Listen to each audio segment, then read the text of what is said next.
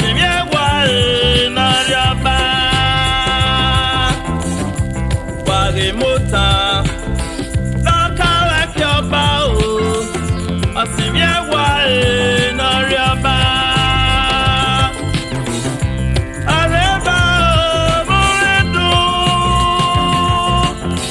Ọba yìí ṣe pé wèmí yá Ẹ̀sìn ni mo tàn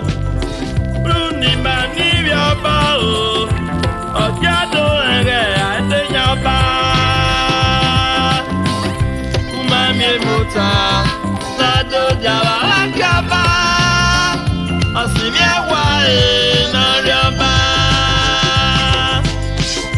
Umami Emotan Sado Jawa Akaba Ibaba Ewuare Ajobase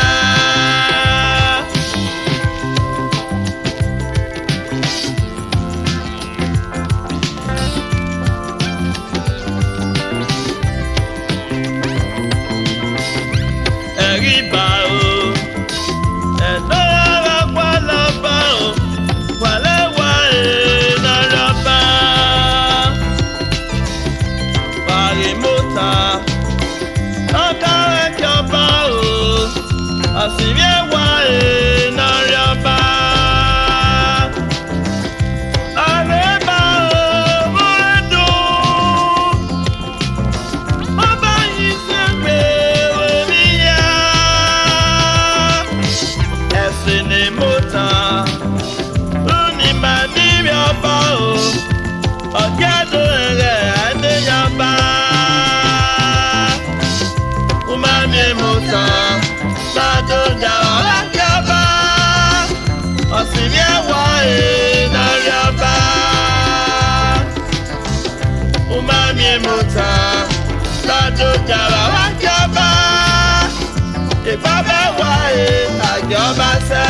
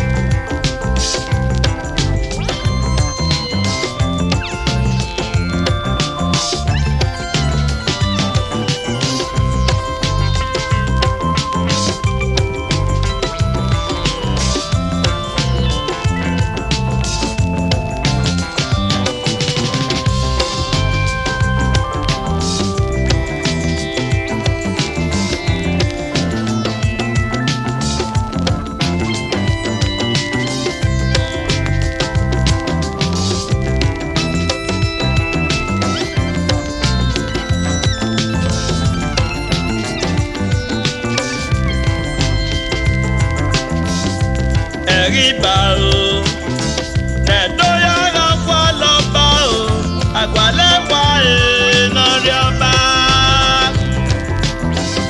Ekpenari Ọ̀hìnrún àbúwẹ́ kúnlọ́wọ́ Ìgbàbẹ̀ Ewuare Ajobase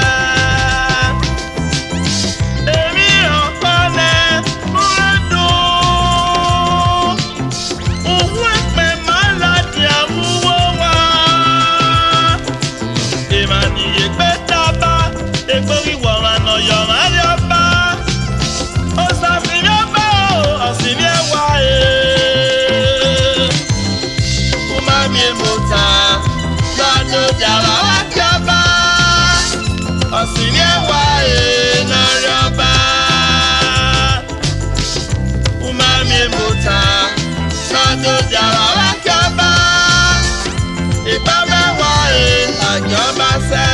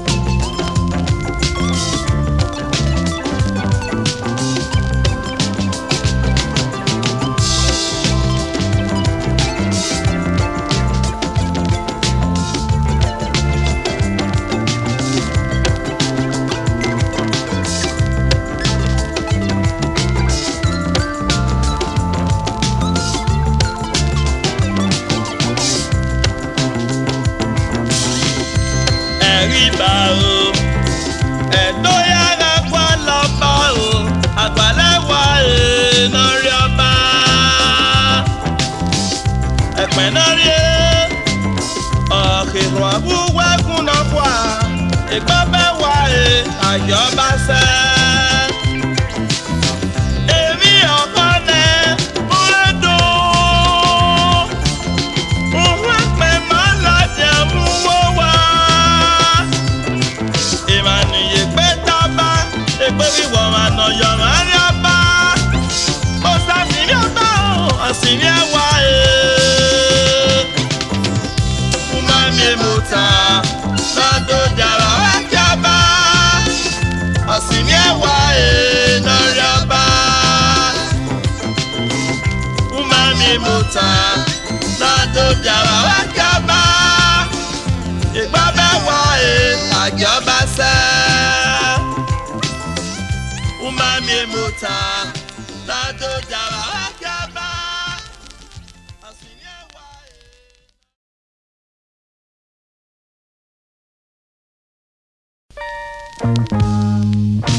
Ìnọ̀rádé sùwà òwẹ̀dọ̀. Ìwòsàyàwó máa rèrè ọdẹ yẹ. Lòsàmújà kẹ́rin mẹ́gàdọ̀ ayáde ẹ̀sán kàmíà ó àkẹ́miwá ó.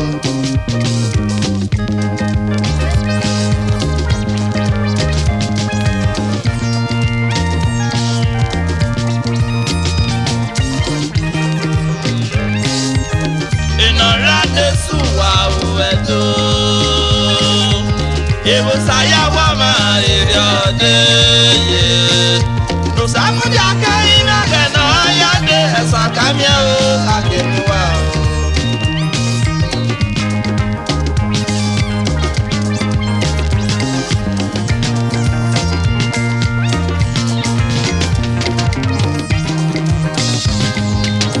Umami ò lọ parí sí òwà òfìyé. Àmì lábá tí ó ta kò dẹ̀yà lá. Ẹ̀ka sọ ìbàgbọ́n lárẹ́ náà. Iroghama ó tàbí nàpá sọ̀rọ̀.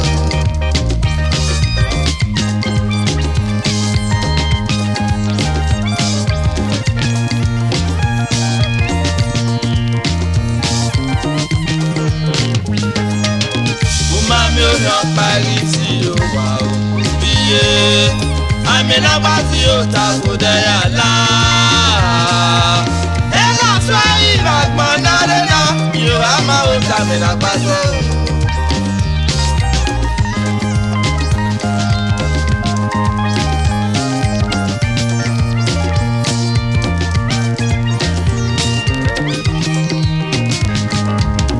Ìnọ̀rádé sùwà òwẹ̀dọ̀. Ìwòsàyàwó máa rèrè ọdẹ yẹ. Lòsàmújà kẹ́rin mẹ́gàdọ̀ ayáde ẹ̀sán kàmíà ó àkẹ́miwá ó.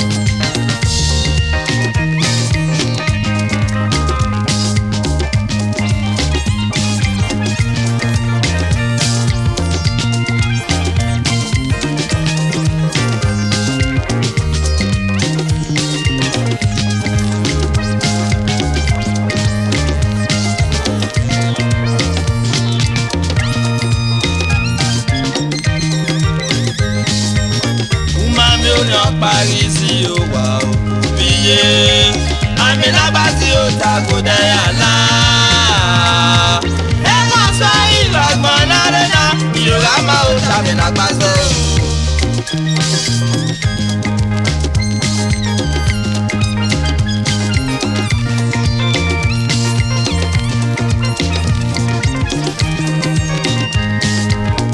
Mami o yo pari si o wa o biye. Ami na gbazi o ta ko de ala. Iroghama o tami na gbazo.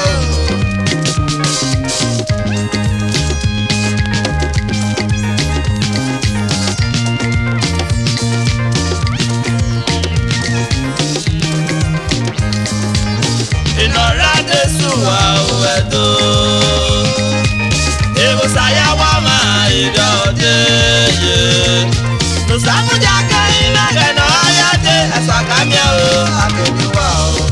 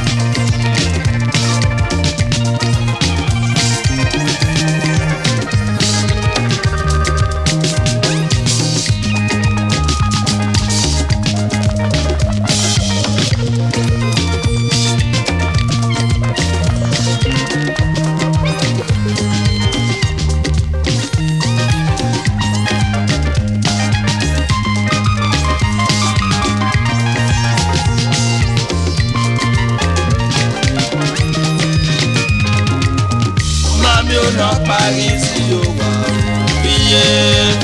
Ami na gbazi o ta ko de ala. E ma so Iroghama na rena. Iroghama o tami na gbazo. Ami na gbazi o ta ko de ala. E ma so Iroghama na rena. Iroghama o tami na gbazo. Ami na gbazi o ta ko de ala.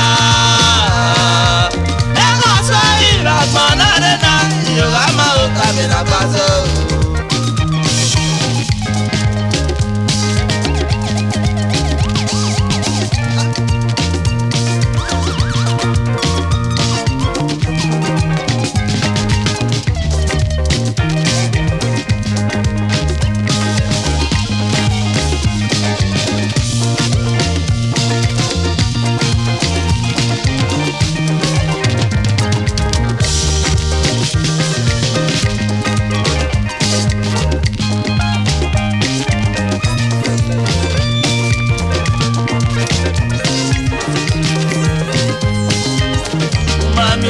Pari si o wa o biye. Ami na gbazi o ta ko de ala. E ma so Iroghama na rena. Iroghama o tami na gbazo. Ami na gbazi o ta ko de ala. E ma so Iroghama na rena. Iroghama o.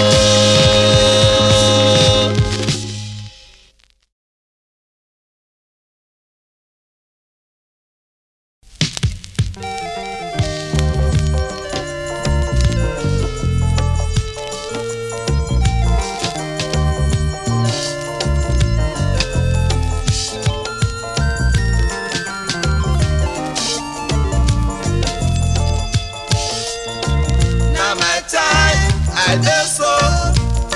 Tomorrow be another day. Na my time I dey so. God's time is the very best. Na my time I dey so. Tomorrow be another day. Na my time I dey so. God's time is the very best.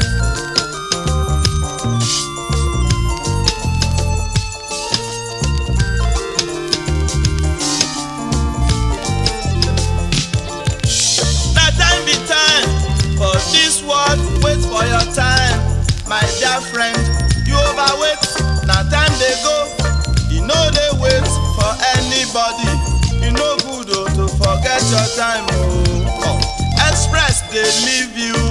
Na my time I dey so. Tomorrow be another day.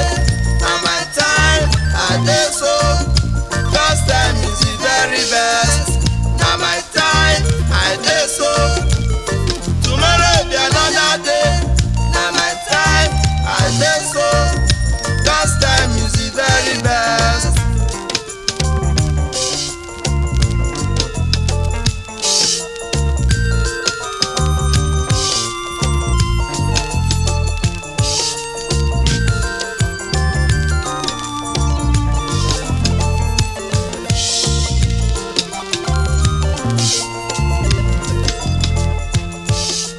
You see your time by the roadside.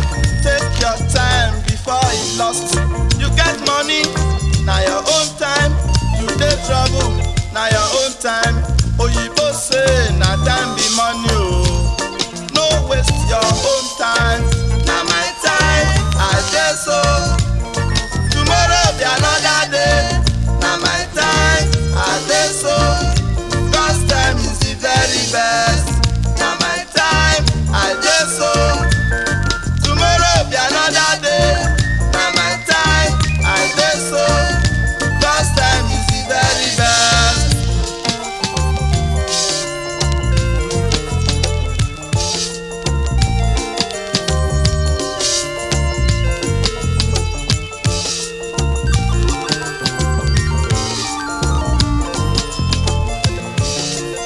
If you get time to look for trouble, you must get time to face the law. You no get time to do your work, you must get time to stay for hungry. Na idle brain be devil workshop o. Work hard as time dey go. Na my time I dey so. Tomorrow be another day. Na my time I dey so. First time is the very best. Na my time I dey so. Tomorrow be another day. Na my time I dey so. First time is the very best.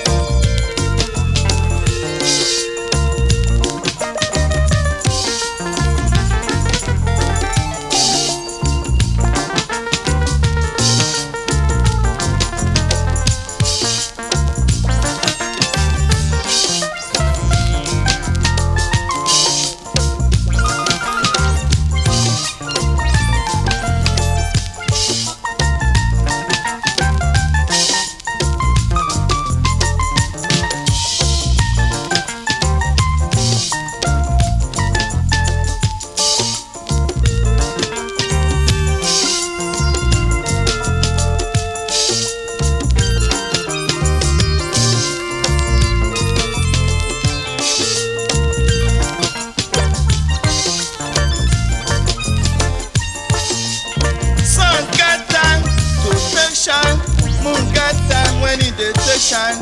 Rain get time when e dey take fall. And e get time e dey take stop. Common fowl no dey look time o. E get time e dey take crow. Na my time I dey so. Tomorrow be another day. Na my time I dey so. God's time is the very best. Na my time I dey so. Tomorrow be another day. Na my time I dey so. God's time is the very best.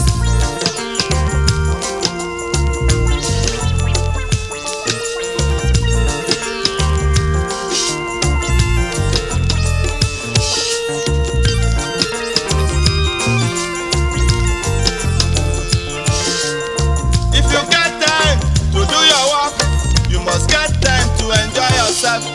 If you get time to go thief, you must get time to stay for prison. If dem judge you for this world o, heavens go judge you. Na my time I dey so. Tomorrow be another day. Na my time I dey so.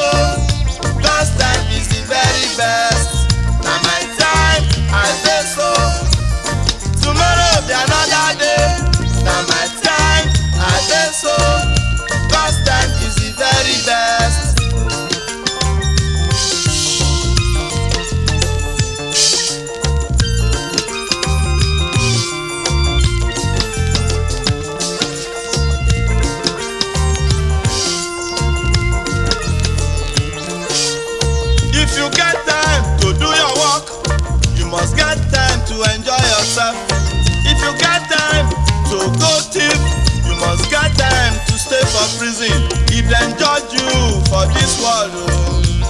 Heavens go judge you. Na my time I dey so. Tomorrow be another day. Na my time I dey so. God's time is the very best. Na my time I dey so. Tomorrow be another day. Na my time I dey so. God's time is the very best.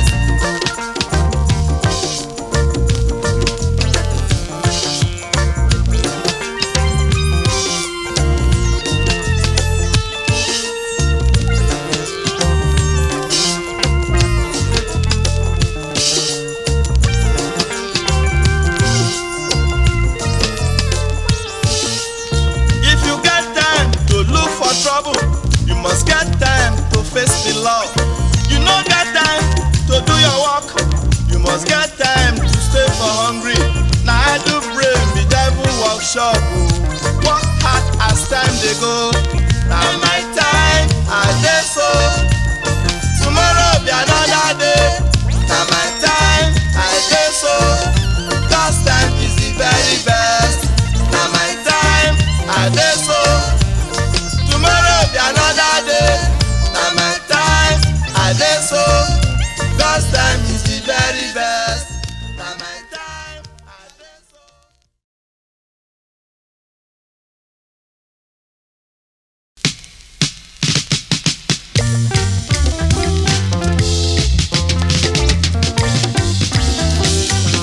Umioma Nosayi, Bena uha wedo, Uda Nosayi mama o.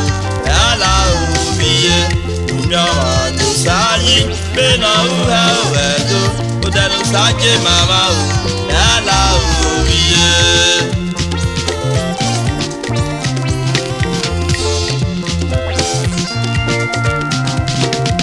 Agbonyere na ohia, ayuhu kwala wedo, Iroghama garote o. Inamase osomabo. Agbonyere na ohia, ayuhu kwala wedo, Iroghama garote o. Inamase osomabo.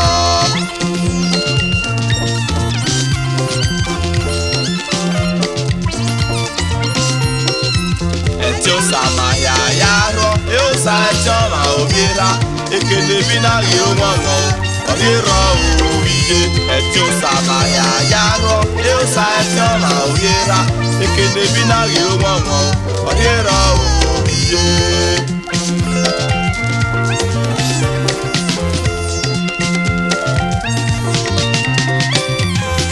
Umioma Nosayi, Bena uha wedo, Uda Nosayi mama o. Ala ubiye. Umioma Nosayi, Bena uha wedo, Uda Nosayi mama o. Ala ubiye. Sano siyedo, ogi mahia o. Mama edo, agbon re baby, agbon bibi o de o. Mama edo, agbon so my tea. Mama edo, bagiri o koko. Mama edo, agbon so my tea. Mama edo, mi na dehia o, ogi agaga o. Mama edo.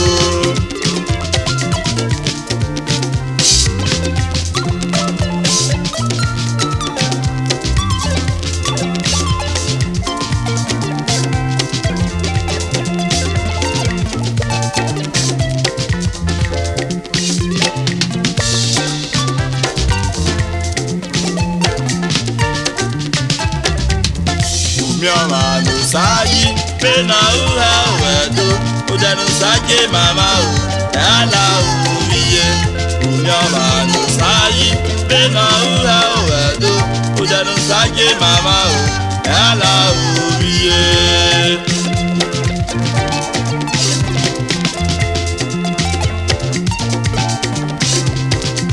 Agbonyere na ohia, ayuhu kwala wedo, Iroghama garote o. Inamase osomabo. Agbonyere na ohia, ayuhu kwala wedo, Iroghama garote o. Inamase osomabo.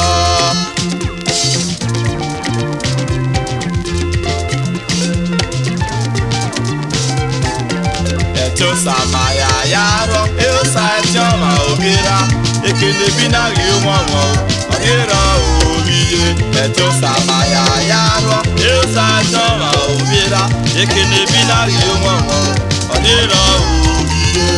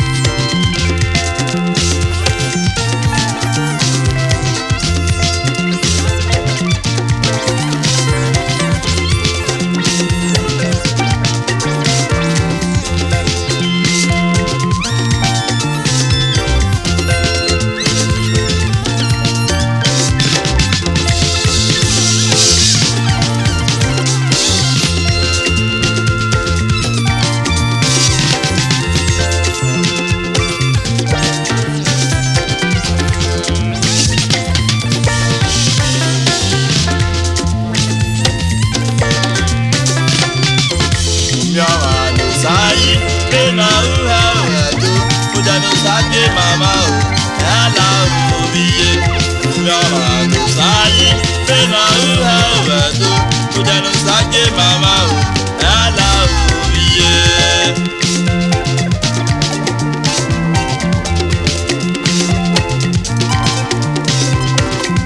Agbori ẹyẹ na ohia, ayuhu gbala owedo, ọmọ màgàrú tiẹ o. Iná se o si ma bọ agbórin ẹyẹ na òhìá ayùnú wà lọ́wọ́ ẹ̀dọ́ ọlọ́ màrà ló tẹ́ o iná má se o sàn bọ́.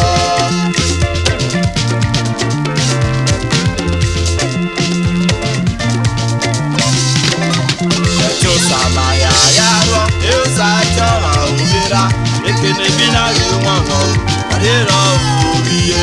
Ẹ̀tọ́ sàmàyà yàrá yóò ṣàjọ àwòrán ekele bí náà yóò wọ̀n mọ́ àdéhùn òbíye. Sànọ̀sì ẹ̀dọ́ ọ̀rìmàyà o màmá ẹ̀ o ẹ̀dọ́ sàgbà òru èyíye màmá ẹ̀ o ẹ̀dọ́ àgbọ̀n wà ní tẹ́ ìbànújẹ́ màmá ẹ̀ o ẹ̀dọ́ sàṣìyàn bá o sàṣìyàn ẹ̀dọ́ màmá ẹ̀ o ẹ̀dọ́ ìdádẹ́yà o ọ̀gá rárá o màmá ẹ̀ o ẹ̀dọ́ bágìrì o òkò màmá ẹ̀ o ẹ̀dọ́ àgbọ̀nrẹ́ bèbí àgbọ̀n bìdò dẹ́ o màmá ẹ̀ o ẹ̀dọ́ ọ̀bìdò dẹ́ka màmá ẹ̀ o ẹ̀dọ́ bágìrì o òkò màmá ẹ̀ o ẹ̀dọ́.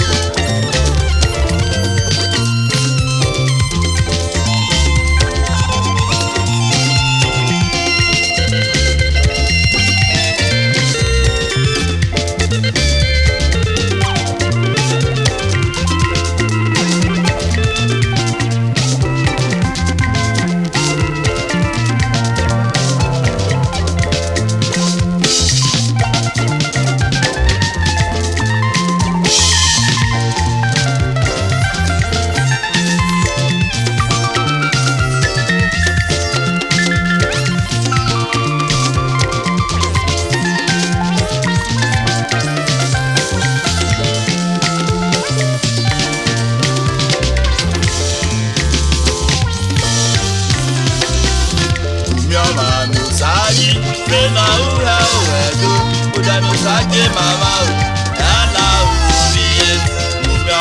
Nosayi, Benin.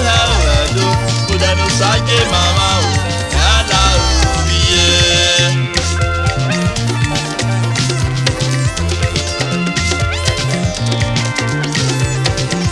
Agbóngẹ̀rẹ̀ na oga, mayu ngwa lọ́wọ́ ẹ̀dọ́.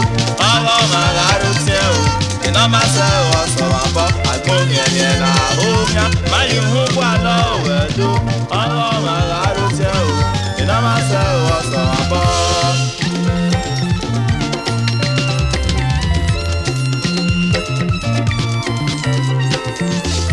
Samaya yaro, esa chama ubira, kene bila yuwamo, odiro ubiye. Ejo samaya yaro, esa chama ubira, kene bila yuwamo, odiro ubiye. Sano simiedo, ogimaya o, mama edo, mama edo, mama edo. Agbon re baby, agbon bibi o de o, mama